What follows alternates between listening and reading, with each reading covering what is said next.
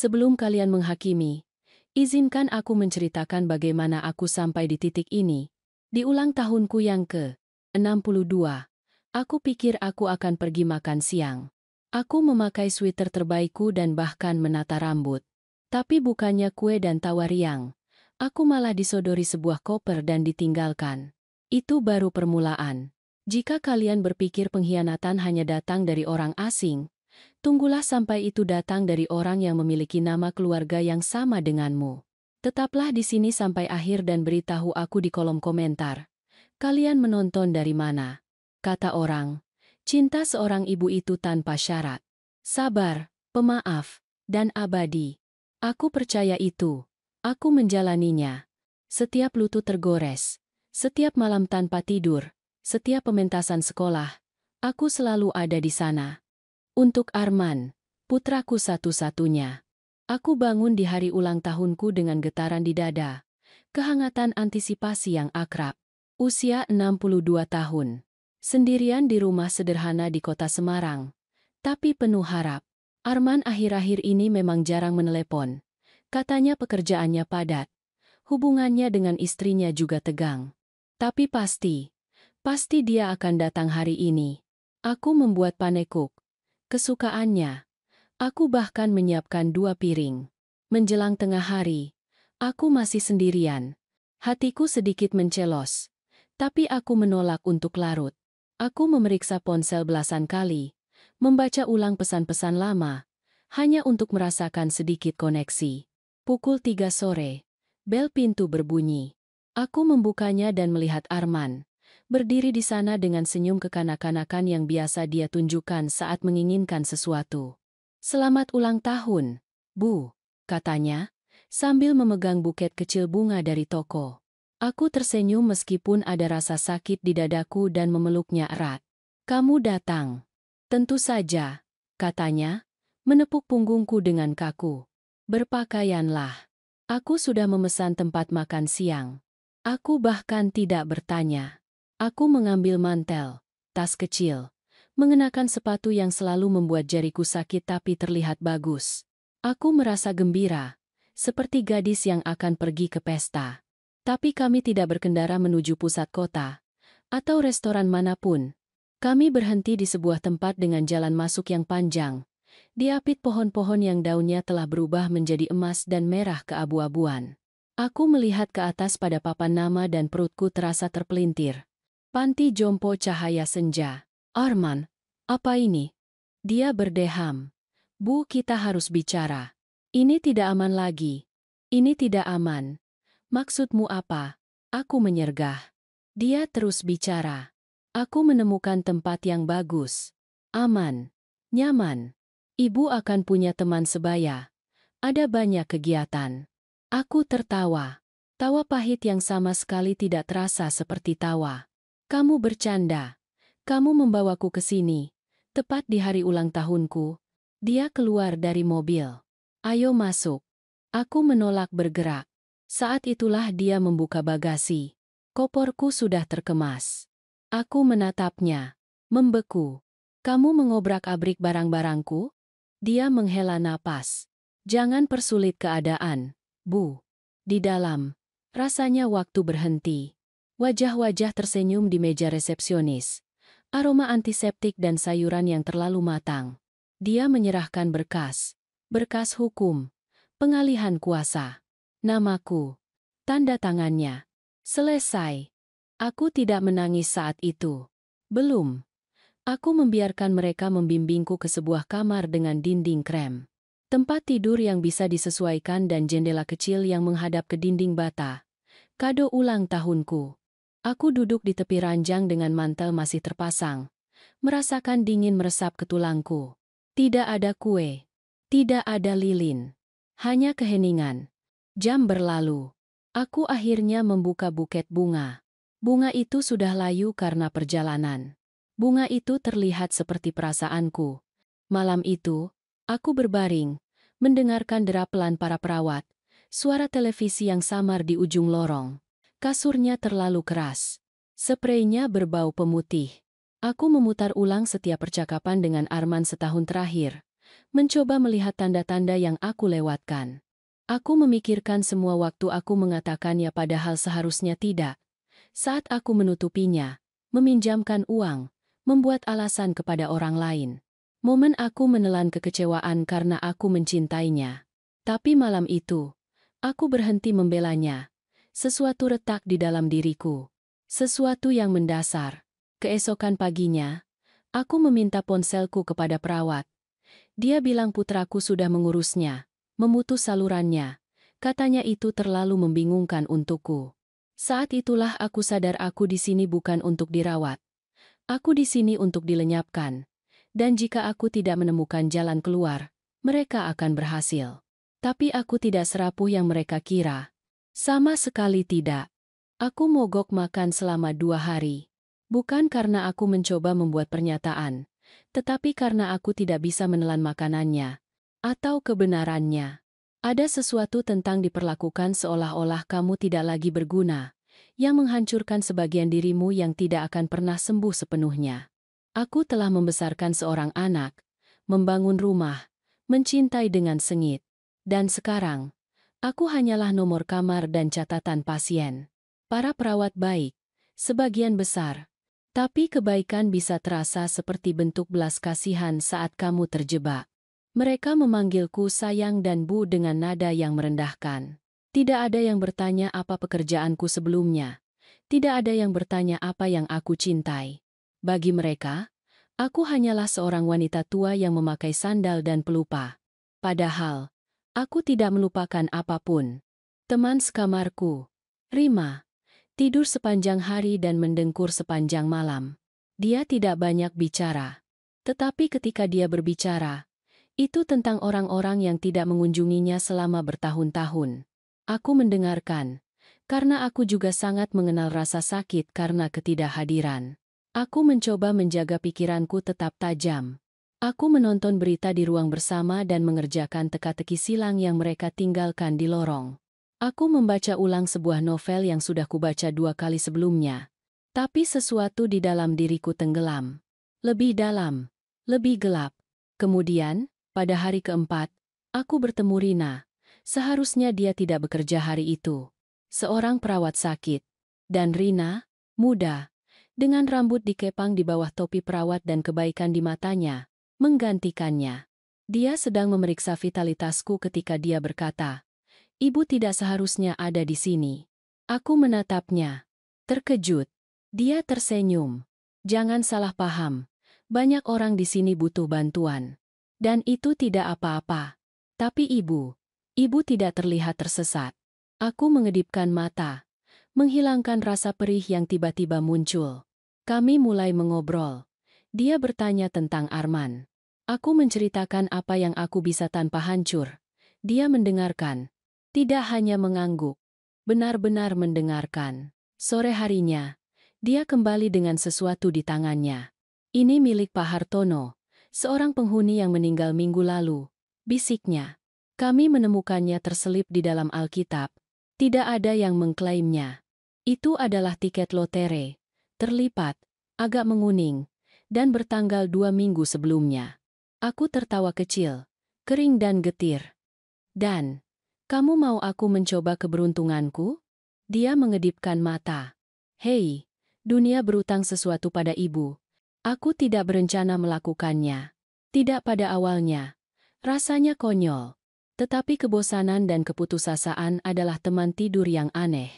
Malam itu, aku menunggu sampai lorong sepi, menggunakan salah satu komputer kuno panti di ruang tunggu, dan mengetik angka-angkanya. Tanganku membeku. Mataku memindai halaman itu berulang kali. Juta rupiah. Aku menutup mulutku dengan kedua tangan. Aku melihat sekeliling. Tidak ada siapa-siapa. Keheningan yang mengikuti sangat memekakan telinga. Bukan kegembiraan yang aku rasakan. Sama sekali tidak. Itu adalah ketakutan. Ketakutan murni, listrik. Jika Arman mengetahuinya. Jika ada orang yang tahu. Aku mencetak konfirmasi itu, melipatnya kecil, dan menyimpannya di dalam braku. Keesokan harinya, aku memanggil Rina. Aku harus bicara dengan seseorang, secara pribadi. Seseorang yang legal. Dia tidak bertanya kenapa. Dia hanya mengangguk. Rina mengenal seseorang. Seorang pengacara sukarelawan yang datang 2 kali sebulan untuk membantu lansia dengan surat wasiat dan semacamnya. Aku menunggu, dengan jantung berdebar, sampai dia tiba Jumat itu. Namanya Budi. Muda, cerdas, dan yang paling penting, bijaksana. Kami duduk di ruang istirahat kecil. Aku menyodorkan konfirmasi lotre itu dan berbisik, "Bisakah kamu membantuku menghilang?" Alisnya terangkat, tapi dia tidak gentar.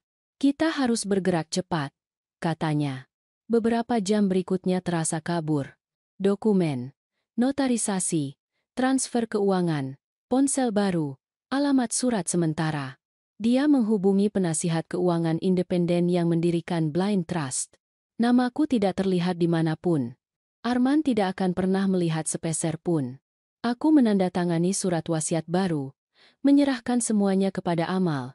Hanya saja belum diungkapkan. Arman sudah menandatangani hidupku sekali. Aku tidak akan membiarkannya melakukannya lagi. Rina memelukku pada malam aku pergi. "Jangan lupakan kami ketika ibu sudah bebas," bisiknya. Aku tidak menangis. Aku tidak bisa. Aku menyelinap pergi tepat sebelum fajar, mengenakan pakaian yang bukan milikku, membawa tas ransel hanya dengan barang-barang penting. Mereka pikir aku pikun. Hancur. Sendirian. Tapi aku akan menjadi hantu dengan juta rupiah. Biarkan mereka mencariku. Mereka tidak akan pernah melihatku datang. Perjalanan bus keluar dari Semarang terasa panjang, sunyi, dan dingin. Aku duduk di dekat belakang, mengenakan tudung, kacamata hitam, memeluk tas itu seolah-olah tas itu berisi jiwaku. Dalam banyak hal, memang begitu. Aku tidak tahu pasti kemana aku akan pergi. Yang aku tahu adalah aku harus pergi cukup jauh agar tidak ada yang bisa menemukanku. Bukan Arman. Bukan istrinya. Bukan pengacara yang mungkin sudah dia panggil. Budi telah membantuku membeli sebuah rumah sederhana di bawah nama kepercayaan baru di pedesaan Jawa Barat. Sesuatu yang terpencil, tapi layak huni. Tidak ada kamera. Tidak ada tetangga yang terlalu dekat. Jarak yang cukup antara aku dan kehidupan yang kutinggalkan. Saat kami melintasi perbatasan provinsi, aku menghela napas untuk pertama kalinya setelah berjam-jam. Kebebasan punya rasa, dan rasanya tidak manis. Rasanya metalik, seperti darah dan ketakutan. Rumah itu biasa saja. Struktur bata 1 lantai dengan cat yang terkelupas dan kotak surat yang miring. Tapi ada pemanas yang berfungsi, air bersih, dan yang paling penting, keheningan. Bukan jenis keheningan yang kamu dapatkan di panti jompo, dikelilingi oleh orang-orang yang sudah menyerah. Ini adalah jenis keheningan yang membiarkanmu bernapas. Beberapa hari berikutnya, aku hidup seperti bayangan. Aku memasak makanan sederhana, berjalan ke kotak surat, duduk di teras, terbungkus selimut tua, memperhatikan angin membawa daun-daun kering melintasi halaman. Aku memeriksa berita secara obsesif. Setengah berharap namaku muncul dalam huruf tebal. Wanita hilang memenangkan juta rupiah. Putra mengklaim ketidakstabilan mental. Tapi tidak ada apa-apa. Belum. Aku menyimpan tiket lotre di kotak tahan api di bawah papan lantai di lemari lorong. Di sampingnya, surat wasiat baru, ponsel sekali pakai, dan catatan yang ditujukan kepada siapapun yang menemukan ini. Untuk berjaga-jaga. Suatu pagi, sekitar seminggu setelah aku meninggalkan panti jompo cahaya senja, keheningan hancur. Ketukan di pintu. Aku membeku. Aku tidak memberitahu siapapun di mana aku berada. Aku bahkan tidak memiliki kartu kredit yang terhubung dengan namaku. Jantungku berdebar seperti genderang perang di dadaku. Aku berjingkat ke jendela dan mengintip. Hanya seorang kurir. Bahan makanan. Bagian dari pengaturan yang telah dibuat Budi. Namun, aku tidak bisa menghilangkan perasaan itu. Siang itu, rasa penasaran menguasaiku. Aku membuat profil Facebook palsu dan mencari Arman. Dia ada di sana, tersenyum di foto profilnya seolah dunia tidak runtuh. Dalam unggahan terbarunya, dia menulis, "Jika ada yang melihat ibuku Siti, mohon hubungi saya atau polisi Semarang." Dia telah hilang selama beberapa hari. Kami mengkhawatirkan keselamatannya. Di bawahnya, ratusan komentar membanjir. Doa, belasungkawa. Orang-orang memuji Arman sebagai putra yang baik. Aku tertawa terbahak-bahak hingga menangis. Oh, mereka tidak tahu apa-apa. Sama sekali tidak. Tapi yang benar-benar menghancurkanku bukanlah unggahan itu. Itu adalah foto yang dia gunakan. Itu bukan foto baru. Itu dari 5 tahun lalu. Salah satu ulang tahun terakhir yang kami rayakan bersama. Aku memakai topi pesta berkilauan dan dia merangkulku. Kami terlihat bahagia. Betapa mudahnya menampilkan kasih sayang dalam gambar. Malam itu, aku tidak bisa tidur. Aku duduk di ruang tamu menatap perapian. Pikiranku berputar-putar dan semakin lama aku duduk, semakin gelap jadinya. Aku ingat setiap kali aku memberi Arman uang. Setiap pinjaman, setiap kebohongan. Aku ingat bagaimana dia memanipulasiku. Secara halus, tapi cukup. Dia akan mengatakan hal-hal seperti, "Ibu sudah memberitahuku itu, padahal aku belum." Atau, "Ibu makin pelupa akhir-akhir ini. Aku pikir aku menua dengan buruk. Aku pikir itu salahku." Ternyata tidak. Dia ingin aku meragukan diriku sendiri. Jadi ketika dia mengambil kendali atas hidupku, aku tidak akan melawan. Yah, aku sudah selesai dikendalikan. Keesokan paginya, aku menelepon Budi dari nomor sekali pakai. "Aku ingin kamu memperbarui surat wasiatku lagi," kataku. Dia tidak bertanya kenapa. Perubahan apa? Aku ingin membuatnya sangat jelas. Arman tidak menerima apapun. Bukan sepeser pun. Bukan kenang-kenangan. Bukan ingatan. "Selesai," katanya. "Ibu aman sekarang, Siti." Tapi aku belum. Belum. Karena jauh di lubuk hatiku, aku tahu sesuatu akan datang, dan aku harus siap untuk itu. Itu dimulai dengan sebuah surat, amplop polos, tanpa alamat pengirim, terselip di antara tagihan dan surat sampah. Aku tidak akan menyadarinya jika bukan karena kertasnya. Lebih tebal dari biasanya. Mahal. Perutku mual begitu aku menyentuhnya. Di dalamnya ada selembar kertas. Fotokopi. Tanda tanganku.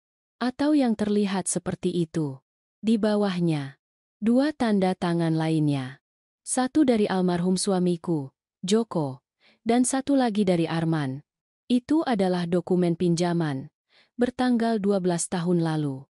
Pinjaman pribadi sebesar ratusan juta rupiah yang diambil atas nama Joko dan aku. Logo bank itu asli, cap notaris juga. Tapi aku tidak pernah menandatangani kertas itu. Tidak pernah. Aku duduk di sofa usang. Surat itu gemetar di tanganku. Dokumen itu memiliki tulisan tanganku. Sampai kelekukan huruf S di Siti. Tapi ada yang aneh. Terlalu bersih. Terlatih. Suamiku tidak akan pernah menyembunyikan pinjaman seperti itu. Dan Arman, dia tidak pernah mengatakan sepatah kata pun. Aku mengeluarkan kotak tahan api, mengambil folder berkas lama yang dibantu Budi kumpulkan sebelum aku pergi. Kumpulan dokumen keuangan masa lalu yang kami selamatkan. Di dalamnya, aku menemukan 3 formulir lagi. Semuanya dengan tanda tanganku yang dipalsukan. Kesadaran dingin merayapiku. Arman telah mencuri dari aku dan Joko selama bertahun-tahun. Itu menjelaskan ketegangan aneh di tahun-tahun terakhir kami bersama. Cara Joko menghindari topik keuangan tertentu. Bagaimana uang kami tiba-tiba berkurang. Bagaimana Arman selalu tampak membutuhkan uang untuk keadaan darurat. Tapi mengendarai mobil yang lebih baru setiap tahun. Pertengkaran pelan di malam hari yang aku pikir tentang pekerjaan. Rencana liburan yang dibatalkan. Investasi yang buruk. Aku menyalahkan usia, pasar, kesialan umum. Tapi itu Arman. Selama ini, aku tidak menangis. Kali ini tidak. Sebaliknya, aku membuka laptopku dan mulai menggali lebih dalam. Selama 3 hari berikutnya, aku menyatukan semuanya. Arman telah memalsukan beberapa dokumen pinjaman menggunakan nomor identitas Joko dan aku. Jumlahnya bervariasi. Beberapa sudah dilunasi. Yang lain diam-diam digulirkan ke koleksi utang.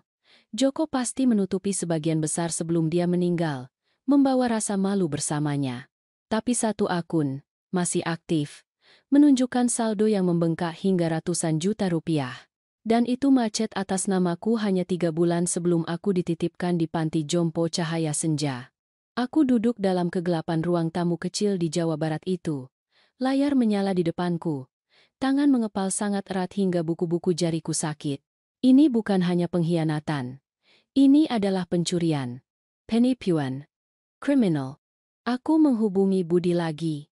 Aku punya informasi baru, kataku. Dokumen palsu. Pinjaman. Arman yang melakukannya. Aku percaya ibu, katanya dengan tenang. Apakah ibu ingin mengajukan tuntutan? Belum. Aku belum siap. Bukan karena aku ragu. Tidak. Keraguan itu sudah hilang. Aku belum siap karena aku ingin dia merasakan ketakutan terlebih dahulu. Keheningan, ketidaktahuan. Aku ingin dia bertanya-tanya apakah aku tahu. Karena kenyataannya, aku tidak lagi bersembunyi. Aku sedang berburu. Aku mulai mengumpulkan setiap dokumen yang aku bisa. Setiap akun yang terikat dengan namaku. Setiap email lama. Setiap pemberitahuan keuangan yang pernah dikirim Arman atas namaku. Aku bahkan menghubungi bank lama yang kami gunakan dan meminta catatan di bawah dalih hukum yang dibantu Budi rancang. Sedikit demi sedikit, teka-teki itu terbentuk. Dan apa yang diungkapkannya membuat darahku dingin. Arman telah mengambil pinjaman berbunga tinggi terhadap bisnis kecil yang pernah aku dirikan bersama Joko di tahun 80-an. Usaha catering yang kami jalankan dari garasi di tahun-tahun awal itu. Dia menggunakan perusahaan itu, yang secara teknis masih aktif, untuk mendapatkan jalur kredit ratusan juta rupiah. Dia menandatanganinya menggunakan nama Joko. 2 tahun setelah Joko meninggal.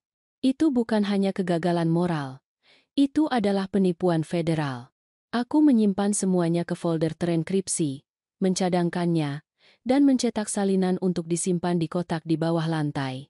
Aku tidak yakin berapa lama aku punya waktu. Karena jika Arman putus asa seperti yang aku duga, dan jika dia memiliki sedikit petunjuk bahwa aku telah menghilang dengan uang jutaan, dia akan datang mencariku, segera. Pernahkah kalian melihat seseorang yang kalian cintai seumur hidup, dan menyadari bahwa kalian tidak pernah benar-benar mengenalnya? Itulah yang kurasakan. Menggulir halaman demi halaman dokumen yang mengaitkan putraku dengan jejak penipuan yang begitu panjang dan kusut, hingga perutku mual. Pria yang pernah aku tidurkan dalam pelukanku telah tumbuh menjadi orang asing. Dan bukan sembarang orang asing. Orang yang berbahaya. Saat ini, aku telah mengonfirmasi semuanya. Arman telah memalsukan tanda tanganku, berbohong kepada bank, memanipulasi almarhum suamiku untuk menutupinya. Dan yang terburuk, dia melakukan semuanya di balik topeng seorang putra yang berbakti. Tetapi kebenaran yang paling gelap datang melalui pencarian sederhana. Terkubur di dalam database publik. Dengan sedikit bantuan dari akses Budi, aku menemukannya. Arman saat ini sedang diselidiki federal atas pengajuan pajak palsu, penggelapan, dan penyalahgunaan identitas. Penyalahgunaan identitas. Yang ini paling menyakitkan. Aku mengklik berkas kasus itu. Gemetar. Detailnya sebagian besar disunting, tetapi tuduhannya jelas. Arman telah membuat identitas palsu, menggembungkan pendapatan, memalsukan potongan, dan mengajukan pengembalian untuk menyedot uang melalui pengembalian dana. Beberapa dari identitas itu adalah orang yang sudah meninggal. Beberapa adalah lansia. Beberapa adalah orang sungguhan. Termasuk aku. Petugas telah menandai beberapa pengembalian yang diajukan atas namaku selama 3 tahun terakhir. Aku tidak tahu. Aku menatap layar. Pikiranku berputar. Apakah dia berencana mengambil uangku sejak awal? Apakah ini alasan dia begitu cepat mendorongku ke panti dan mematikan ponselku? Itu bukan kekhawatiran. Itu adalah penahanan. Dia ingin aku tetap diam, bingung, dan menyingkir. Aku mendorong diri dari meja, mondar-mandir di ruang tamu sempit, satu tangan di dada, untuk menenangkan getaran. Anakku sendiri telah mempersenjatai identitasku, menggunakan namaku sebagai alat untuk rencananya. Dan ketika masalah datang, dia berencana menyingkirkanku seperti ujung yang longgar dalam cerita yang berantakan. Hanya saja sekarang, aku bukan lagi ujung yang longgar. Aku adalah orang yang memegang benang itu. Aku tidak menelepon polisi. Belum. Sebaliknya, aku mulai mendokumentasikan semuanya. Setiap kebohongan, setiap pinjaman, setiap baris palsu di selembar kertas. Aku mencetaknya, menyimpannya di folder Manila, memberi label dengan tanggal. Aku mulai merekam catatan audio, bukan karena aku takut lupa, tetapi karena aku ingin suaraku menjadi yang terakhir di ruangan itu jika terjadi sesuatu padaku. Kemudian, aku membuat pilihan. Aku mengirim salinan seluruh berkas secara anonim ke Departemen Kehakiman, bukan untuk membuat pernyataan, belum, tapi untuk menanam benih. Mereka akan memiliki bukti. Jika sesuatu terjadi padaku, mereka akan tahu di mana harus mencari. Namun, aku tidak bisa menghentikan perasaan bahwa dia tahu. Aku mulai memperhatikan mobil yang diparkir lebih lama dari biasanya di dekat rumah. Suatu kali, seorang pria mengetuk pintu mengklaim dia sedang melakukan survei lingkungan. Aku tidak membukanya, hanya menonton dari balik tirai, ponsel di tangan. Setiap ketukan, setiap dering, membuatku terlonjak. Namun, aku tidak lari. Kali ini tidak. Aku menelepon Budi lagi. Kita harus menyelesaikan kepercayaan itu, kataku. Surat wasiat juga. Aku ingin semuanya dilindungi. Dia setuju. Kami mengatur semuanya dengan nama baruku. Dengan lapisan isolasi hukum. Jika Arman pernah mencoba mengklaim aset, dia akan terpental dari setiap pengadilan di negara ini. Tetapi sebanyak aku mencoba melindungi diriku dengan kertas dan strategi, pukulan emosional menghantam di saat-saat paling tenang. Aku akan duduk di malam hari dan mengingat Arman kecil, tawanya, lututnya yang tergores. Cara dia biasa tertidur di dadaku. Aku akan mengingat masa remaja, ketika keadaan menjadi lebih sulit, tapi aku tidak pernah menyerah padanya. Panggilan kuliah. Keheningan yang tiba-tiba. Jarak yang semakin jauh. Bagaimana aku melewatkannya? Sudah berapa lama dia menghilang sementara aku terus bertahan? Mungkin itu jenis pengkhianatan terburuk yang kamu lihat terungkap dalam gerakan lambat. Selalu berharap itu adalah hal lain. Tapi sekarang aku tahu. Dan aku tidak akan membiarkan dia menulis ulang akhir dari ceritaku. Karena untuk pertama kalinya dalam hidupku, aku memegang pena. Surat itu datang dalam amplop putih polos, tanpa alamat pengirim. Tetapi saat aku melihat tulisan tangannya, aku tahu. Arman selalu menulis dengan goresan tajam dan miring, seolah-olah bahkan penanya tidak sabar untuk menyelesaikan apapun yang dia lakukan. Di dalamnya ada satu kalimat, "Aku tahu apa yang kamu lakukan, dan ini belum berakhir." Aku membacanya 2 kali, 3 kali. Lalu aku tertawa. Bukan karena geli, tetapi karena itu adalah jenis kesombongan yang aku harapkan darinya. Tidak ada aku merindukanmu. Tidak ada kamu di mana. Hanya peringatan atau ancaman. Aku melipat surat itu dengan rapi dan menyelipkannya ke dalam folder bukti yang terus bertambah. Saat ini, aku sudah pergi hampir 3 minggu. Arman telah melancarkan apa yang terlihat seperti kampanye kekhawatiran publik, memohon informasi, memberikan wawancara ke stasiun berita lokal, memainkan peran putra yang patah hati mencari ibunya yang bingung dan rentan. Itu akan lucu jika tidak begitu mengerikan. Dan kemudian, seperti yang aku takutkan, dia bergerak. Sebuah surat tiba dari pengadilan kabupaten di Semarang, resmi, terdaftar. Aku menandatangani surat itu dengan tangan gemetar dan duduk untuk membukanya di meja dapur. Dia telah mengajukan petisi untuk menyatakan aku tidak cakap secara mental. Aku tidak bisa bernapas. Dokumen itu mencakup pernyataan dari 2 orang yang mengklaim aku telah menunjukkan perilaku tidak menentu dan bingung selama setahun terakhir. Salah satunya adalah mantan tetangga. Yang lain, teman kuliah lamanya. Seseorang yang hampir tidak aku kenal. Pengacara Arman juga telah menyerahkan klip audio. Cuplikan pesan suara lama yang aku tinggalkan ketika aku tertekan, kesepian, atau sekadar melampiaskan, dipotong dan diedit. Mereka membuatku terdengar sakit, tidak stabil. Dia bahkan melampirkan surat dari psikiater. Seseorang yang belum pernah aku temui. mengklaim kekhawatiran atas perilakuku yang menghilang dan paranoid. Mereka ingin pengadilan membekukan rekeningku untuk merebut kendali atas kepercayaan itu, untuk menyeretku kembali. Aku merasa seperti udara telah dikeluarkan dari paru-paruku. Budi datang malam itu juga. Dia membaca semuanya. Ekspresinya tidak terbaca. Kita punya pekerjaan yang harus dilakukan, katanya akhirnya. Tapi Bu Siti, Ibu harus tenang. Ibu harus tetap tajam. Mereka mengandalkan kepanikan. Aku mengangguk, terlalu mati rasa untuk menangis. Beberapa hari berikutnya bergerak seperti badai. Budi menghubungi seorang litigator berpengalaman untuk membantu kami bersiap. Kami mengumpulkan dokumen, panggilan video, log keuangan, bahkan buku harian berjangka untuk membuktikan bahwa aku waras setiap hari sejak aku pergi. Kami menjadwalkan evaluasi psikiatri independen. Dokter, seorang wanita baik bernama Dr. Laksmi, datang ke rumah dan menghabiskan 3 jam bersamaku. Dia bertanya tentang masa kecilku. Almarhum suamiku, Arman. Aku menceritakan semuanya. Dia tidak mengasihaniku. Dia mendengarkan. Dia mengajukan pertanyaan nyata. Dan ketika dia pergi, dia menyentuh tanganku dan berkata, "Ibu adalah orang yang paling jernih yang saya lihat minggu ini." Rasanya seperti napas pertama yang aku ambil dalam beberapa hari. Namun, tekanan meningkat. Berita tentang sidang bocor. Internet, yang sempat bersimpati dengan kisah Ibu Arman yang hilang, mulai bergeser. Pertanyaan muncul. Mengapa aku tidak menghubungi siapapun? Apakah aku tidak stabil?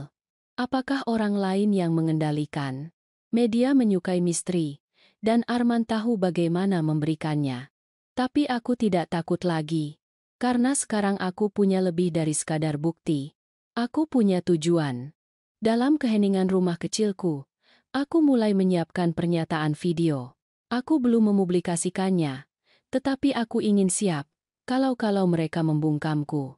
Aku melihat ke kamera dan berkata, "Nama saya Siti, aku waras, dan aku dikhianati oleh orang yang paling aku percayai." Aku tidak menangis. Aku tidak berteriak. Aku hanya mengatakan kebenaran, karena aku tahu apa yang akan terjadi. Dan kali ini, aku tidak akan menjadi orang yang diadili. Gedung pengadilan di Semarang tidak berubah sejak terakhir kali aku melewatinya. Bertahun-tahun yang lalu, ketika aku membayar denda parkir dan duduk di ruangan yang penuh dengan orang-orang yang berharap melupakan kesalahan mereka.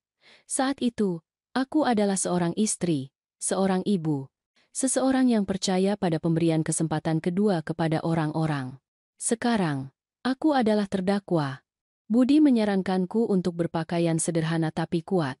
Sesuatu yang mengatakan, aku di sini bukan untuk memohon. Aku di sini untuk didengar. Aku mengenakan mantel biru tua dengan kancing perak, jam tangan lama suamiku, dan sepatu hak yang masuk akal yang berdetak menantang di setiap langkah melalui aula pengadilan. Arman sudah duduk di depan ruang sidang ketika aku tiba. Dia berdiri saat aku masuk, seperti pertunjukan yang sempurna. Topeng kekhawatiran tersampir di wajahnya. Dia bahkan menawarkan senyum. Jenis yang akan ditafsirkan orang asing sebagai kehangatan. Tapi aku melihatnya apa adanya. Dia ada di sini untuk menguburku. Hakim, seorang pria tua dengan mata lelah, memperkenalkan kasus itu. Dalam masalah kompetensi mental Siti, kata-kata itu menggantung di udara seperti asap. Pengacara Arman maju lebih dulu. Pria jangkung dengan suara yang dipoles dan terlalu percaya diri. Dia menyajikannya seperti naskah. Siti telah menghilang. Siti berperilaku tidak menentu. Siti mungkin dimanipulasi. Siti adalah bahaya bagi dirinya sendiri dan keuangannya.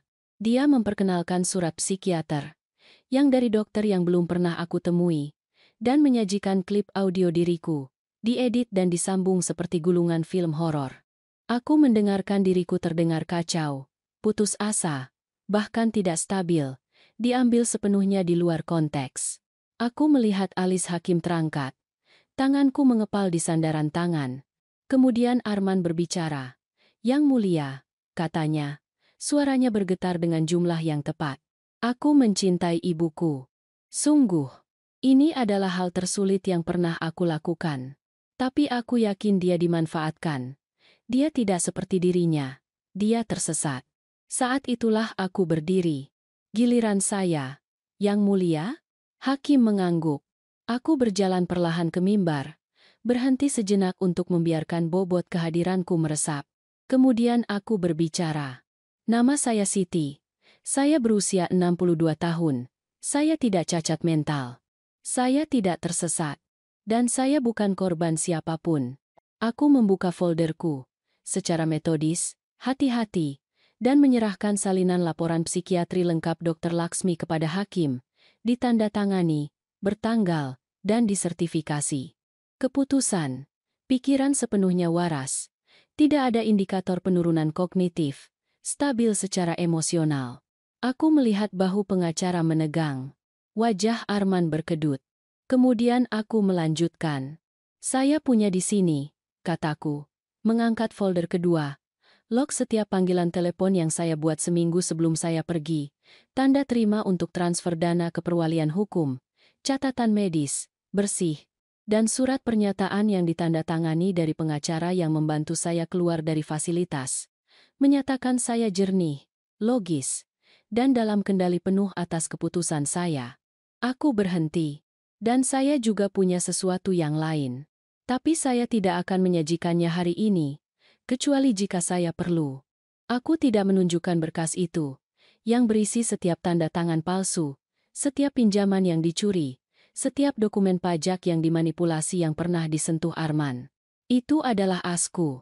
Sebaliknya, aku menoleh ke hakim. Dia menempatkan saya di fasilitas tanpa persetujuan saya, mengambil ponsel saya, mengambil kebebasan saya. Dan sekarang dia ingin mengambil sedikit yang tersisa. Suara saya, kemandirian saya, martabat saya. Jangan biarkan dia. Ruang sidang hening. Budi duduk di sampingku. Diam tapi mantap. Matanya bertemu mataku. Bangga tapi tidak terkejut. Hakim bersandar. Jari-jarinya terkatup. Dan berbicara perlahan. Saya butuh waktu untuk meninjau semua dokumen dan evaluasi medis. Pengadilan akan bersidang kembali dalam 2 minggu. 2 minggu. Arman berbalik ke arahku saat sesi berakhir. Dia mencoba menarik perhatianku. Tapi aku tidak memberinya kepuasan itu. Dia meninggalkan ruang sidang dengan tangan terkepal dan rahang terkatup rapat. Topengnya retak. Dan aku berjalan keluar dengan kepala tegak. Perang belum berakhir. Tapi untuk pertama kalinya, aku tahu aku bisa memenangkannya. 2 minggu. Itu waktu yang diberikan hakim kepada kami. Tapi Arman tidak menyia-nyiakan 1 hari pun. Dalam beberapa jam setelah meninggalkan gedung pengadilan, dia melipat gandakan kampanye publiknya. Berita lokal menayangkan segmen baru. Ibu hilang muncul kembali di pengadilan. Putra takut eksploitasi. Arman berbicara langsung ke kamera. Mata lembab, suara bergetar secukupnya. Aku hanya ingin memastikan ibuku aman, katanya. Dia sudah melalui banyak hal. Dia tidak berpikir jernih. Dan aku takut ada orang di sekitarnya dengan niat buruk. Aku menonton siaran itu dari ruang tamuku. Lengan terlipat, rahang rapat.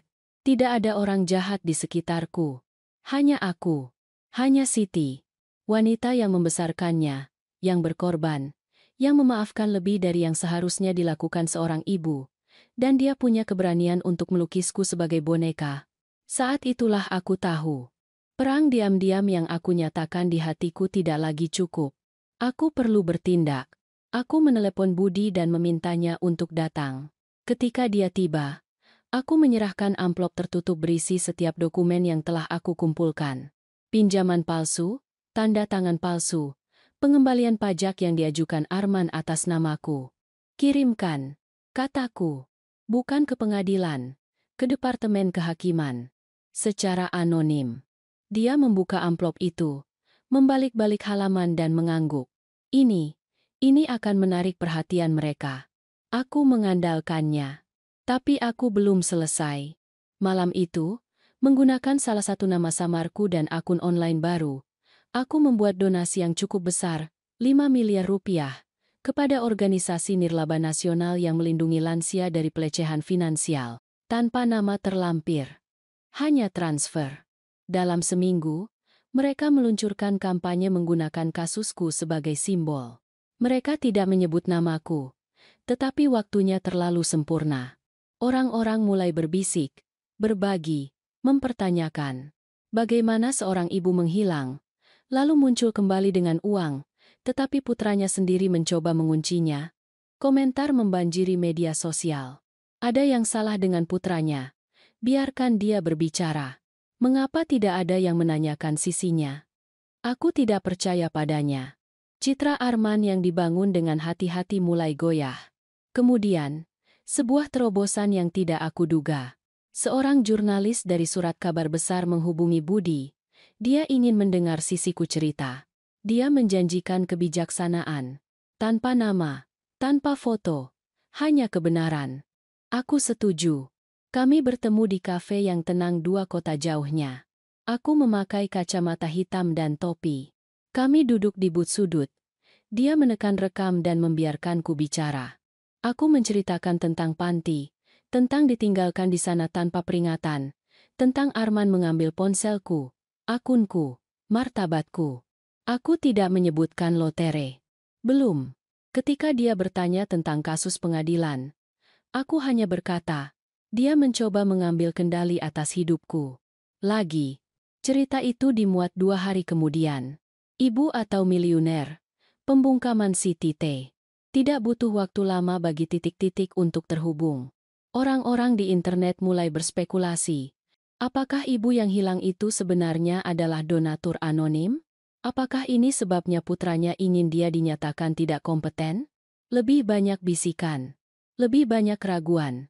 Dan tetap saja, aku diam. Karena kejatuhan Arman tidak akan datang dari sebuah tuduhan. Itu akan datang dari pembalasan. 2 hari sebelum pengadilan bersidang kembali, Budi menerima telepon. Itu dari Departemen Kehakiman. Mereka telah menerima berkas anonim kami, dan mereka membuka kasus. Arman belum mengetahuinya. Tetapi saat dia membangun kastil kebohongan di ruang sidang dan kamera, aku sedang membakar pondasinya, dan apinya semakin tinggi. Sidang kedua terasa lebih dingin. Bukan karena cuaca, meskipun angin Jawa Barat berubah kejam minggu itu, tetapi karena sesuatu telah bergeser di udara di sekitar kami. Arman berjalan ke ruang sidang tanpa kurang percaya diri kali ini. Bahunya tidak setinggi sebelumnya. Pengacaranya berbisik mendesak saat mereka duduk. Mereka telah melihat artikel itu. Mereka telah melihat pergeseran online. Mereka merasakan retakan. Aku duduk dengan tenang. Folder dokumenku terselip rapi di pangkuanku. Aku tidak takut lagi. Aku marah. Bukan jenis kemarahan yang meluap, tetapi jenis yang menajam menjadi ketepatan. Kali ini, kami maju lebih dulu. Budi membuka dengan pernyataan yang membungkam ruang sidang. Yang mulia, dia memulai.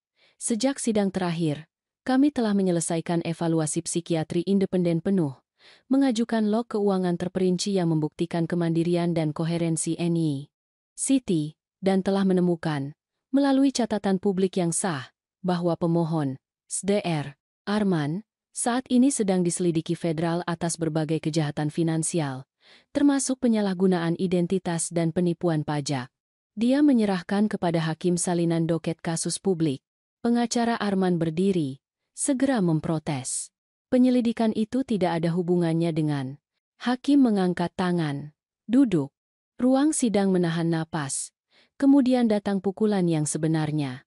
Dr. Laksmi, evaluator independenku, naik ke mimbar. Tenang, cerdas, lugas. Dia mengonfirmasi bahwa aku tidak hanya kompeten secara mental, tetapi juga sehat secara emosional, dan sepenuhnya menyadari keputusanku, termasuk pilihanku untuk meninggalkan panti jompo. Dia tidak hanya jernih, kata Dr. Laksmi. Dia disengaja, bijaksana. Tidak ada dasar medis untuk deklarasi ketidakmampuan apapun. Aku menatap Arman saat itu. Tangannya mencengkeram meja begitu erat hingga buku-buku jarinya memutih. Topengnya, fasad kekhawatiran yang dibangun dengan hati-hati itu, terurai setiap detik. Budi kemudian menyajikan bukti terakhir kami, sebuah garis waktu. Itu menunjukkan dengan tepat kapan Arman mencoba merebut kendali atas akunku, dan bagaimana itu bertepatan sempurna dengan penarikan besar yang dia lakukan dari bisnisnya sendiri yang sedang gagal. Kebetulan? Hampir tidak. Hakim meninjau semuanya dalam keheningan. Arman ditawari kesempatan untuk menanggapi. Dia berdiri, suaranya pecah. Ibuku sakit. Dia jelas dimanipulasi oleh seseorang. Dia tidak akan bertindak seperti ini kecuali dia bingung atau tidak stabil. Ini bukan dia. Aku berdiri saat itu. Dan aku menghadapnya langsung. Aku adalah dia. Kataku. Semua orang terdiam.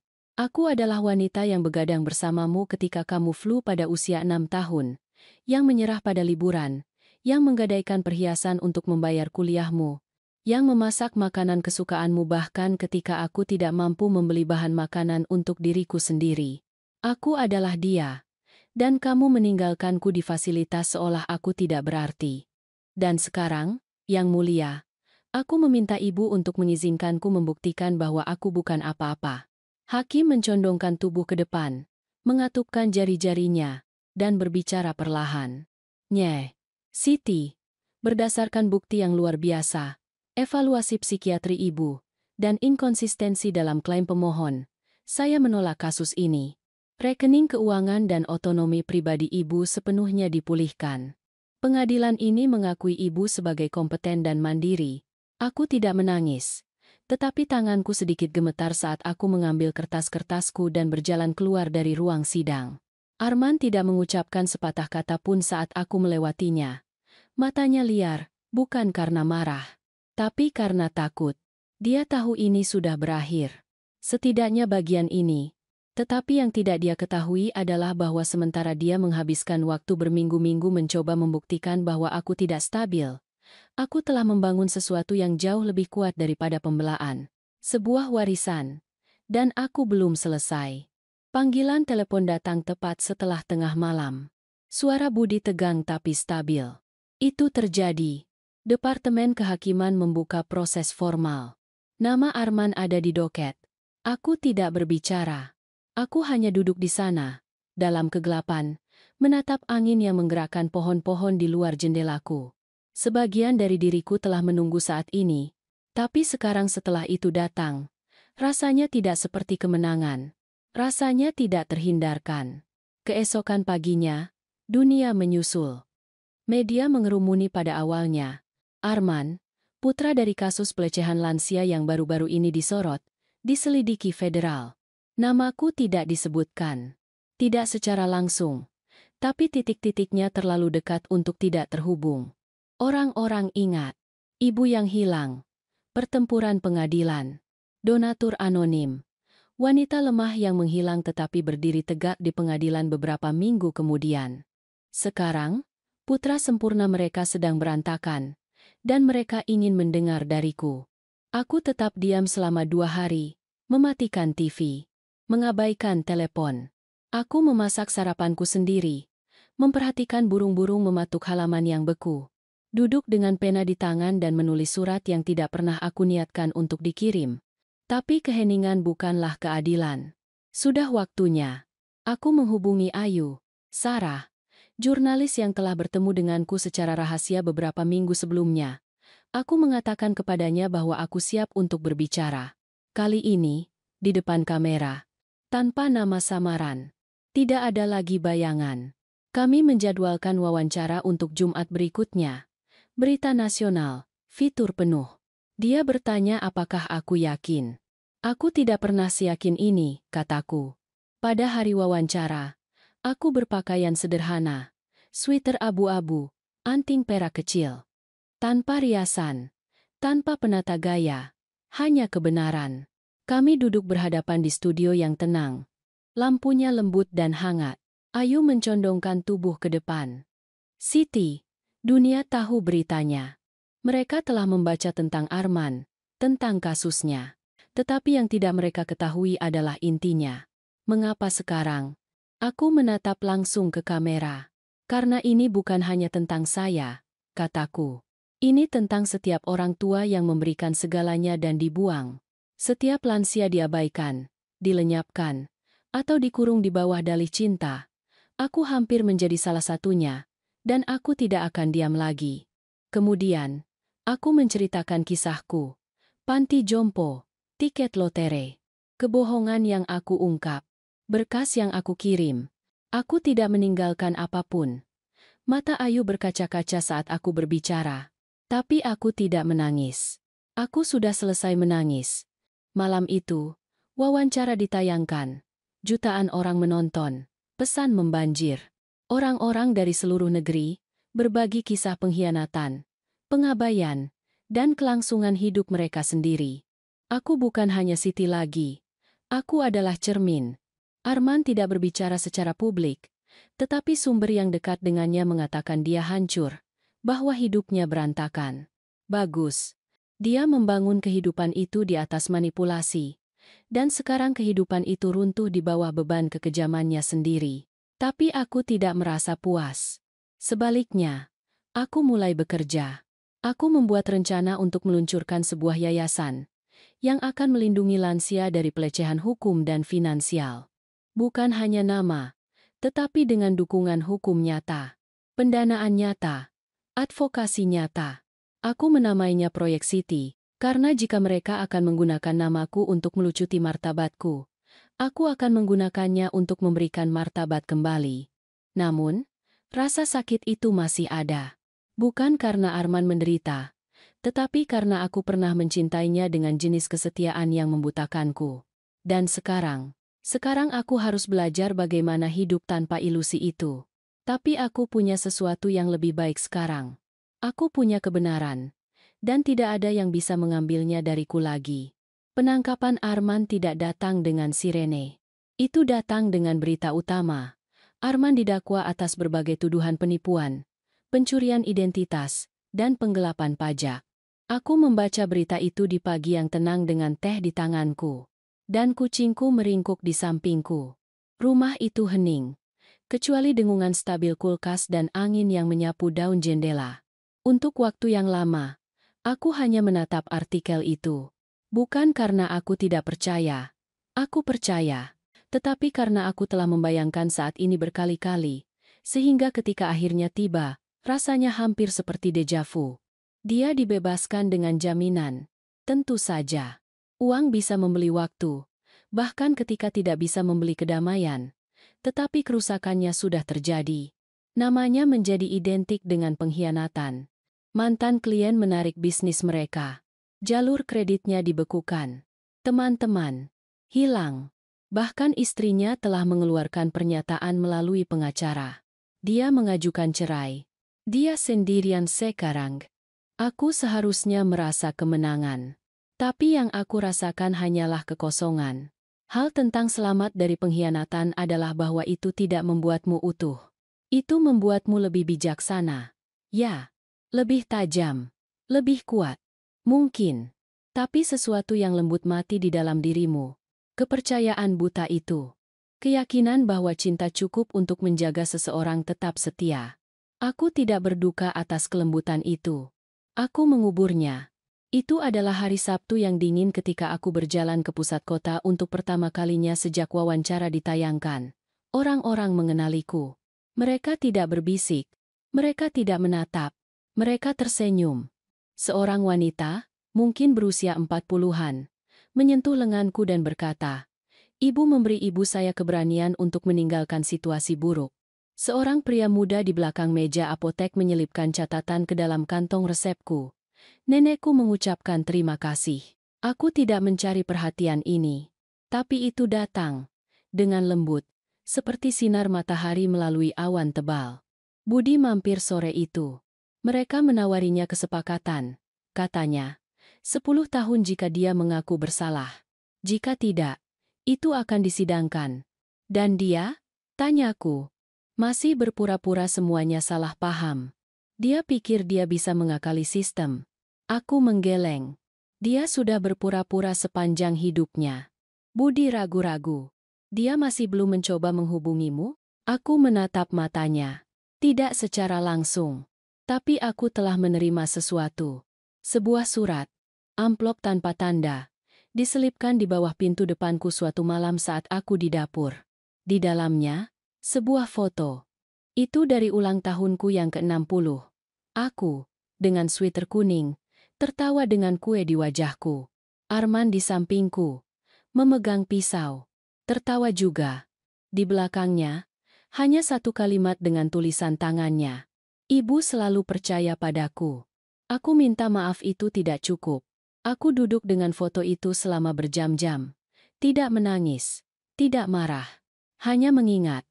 Mengingat bocah lelaki yang meminta satu dongeng lagi sebelum tidur. Remaja yang menabrakkan mobilku ke kotak surat dan menangis ketika aku tidak memarahinya. Pria yang memelukku lebih erat dari biasanya pada hari ayahnya meninggal. Mereka semua adalah bagian darinya. Dan aku mencintai mereka.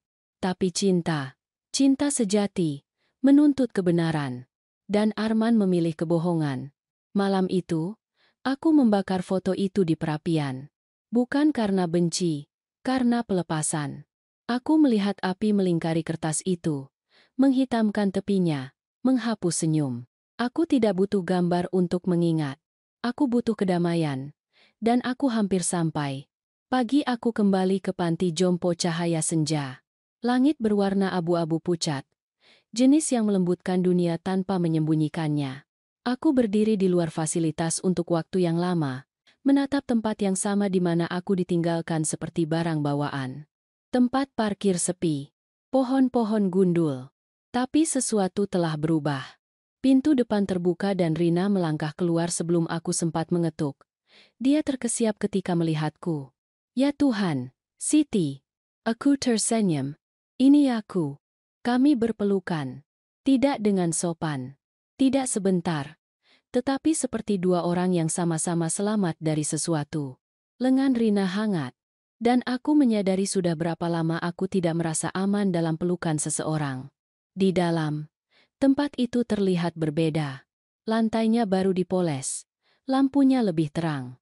Ruang bersama memiliki buku-buku baru, televisi yang lebih baik, dan kopi asli yang diseduh di sudut. Aku dengar apa yang ibu lakukan, kata Rina, membawaku ke bangku yang tenang di lorong. Donasi itu. Wawancara. Siti. Ibu mengubah segalanya. Tidak, kataku. Aku hanya berhenti membiarkan orang memutuskan siapa aku. Kami berjalan di lorong bersama. Aku mengunjungi kamar lama Rima. Sekarang menjadi ruang baca. Staf mendongak. Beberapa tersenyum. Beberapa tertegun. Beberapa penghuni mengenaliku. Aku mengangguk kepada mereka masing-masing. Mereka tidak lagi tidak terlihat. Dan aku juga. Siang itu, aku memberikan pidato di ruang kegiatan baru. Ada kursi lipat yang disiapkan. Dan staf membuat kue. Rina memperkenalkanku seperti aku adalah seseorang yang terkenal. Tapi aku menggeleng. Aku di sini bukan karena aku kaya. Aku memulai.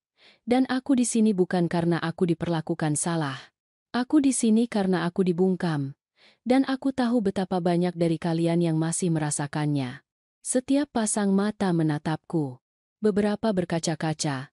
Aku ingin memberitahu kalian sesuatu yang aku harap seseorang sudah memberitahuku sejak lama. Kataku. Kalian bukan beban. Kalian tidak dilupakan. Dan kalian belum selesai. Tepuk tangan mengikuti.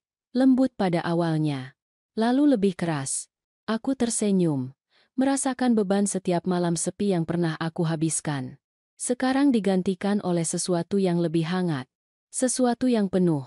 Ketika aku kembali ke rumah, aku menyelesaikan perwalian. Proyek Siti akan menjadi organisasi nasional. Menawarkan advokasi hukum dan keuangan untuk lansia yang berada dalam bahaya dieksploitasi.